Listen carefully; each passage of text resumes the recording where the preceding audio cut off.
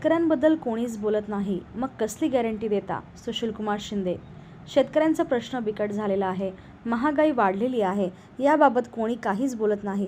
परंतु भाजपाचे लोक मोदी आणि त्यांची गॅरंटी कसली गॅरंटी माहीत नाही. आम्ही 50-60 वर्षे राजकारणात आहोत. गॅरंटी कुणालाच दिली नाही. जनताच तुम्हाला गॅरंटी देते. तुम्ही कुठली गॅरंटी देता? अशा शब्दात माजी केंद्रीय गृहमंत्री सुशीलकुमार शिंदे यांनी सत्ताधाऱ्यांवर टीका केली. काहोली येथे महाविकास आघाडीच्या माध्यमातून घेण्यात आलेल्या संकल्प सभेच्या वेळी ते बोलत होते. यावेळी व्यासपीठावर निरंजन टकले, माजी मंत्री सिद्धाराम म्हेत्रे, शहराध्यक्ष चेतन नरोटे, सुरेश हसापुरे, जिल्हा कार्याध्यक्ष नंदकुमार पवार, शरद पवार गटाच्या जिल्हाध्यक्ष जयमाला गायकवाड, राष्ट्रवादीच्या महिला जिल्हाध्यक्ष सुवर्णा शिवपूजे, उत्तर सोलापूर राष्ट्रवादीचे अध्यक्ष प्रल्हाद काशेद, अनुसूचित जाती विभागाचे जिल्हा अध्यक्ष मयूर खरात, बाळासाहेब दुबे पाटील आदी उपस्थित होते.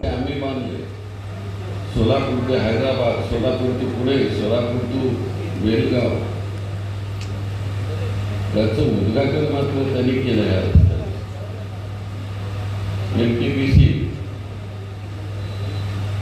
म्हणजे वीज निर्मितीचा कारखाना जो सोलापुरात मी आणलेला होता त्याचं देखील आपल्या नावावर त्यांनी उद्घाटन करून टाकलं. म्हणजे अशा तऱ्हेनं स्वतः स्क्रीन घ्यायचं काम आपल्या मोदी साहेबांनी केलं.